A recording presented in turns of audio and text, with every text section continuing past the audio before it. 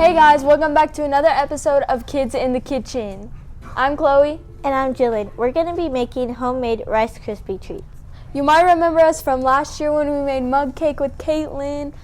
But now we're back and we're going to show you all the ingredients you need to make the Rice Krispy Treats. Let's get started.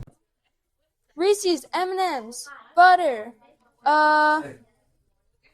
mini marshmallow, and rice cereal.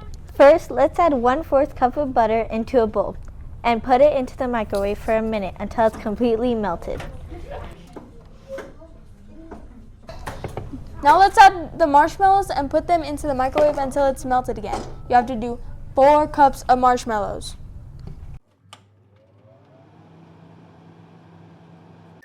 Now let's stir it. Now we can add the Rice Krispie cereal. Stir it until it's evenly stirred. Now you can add the candies of your choice. I chose M&M's. I chose Reese's.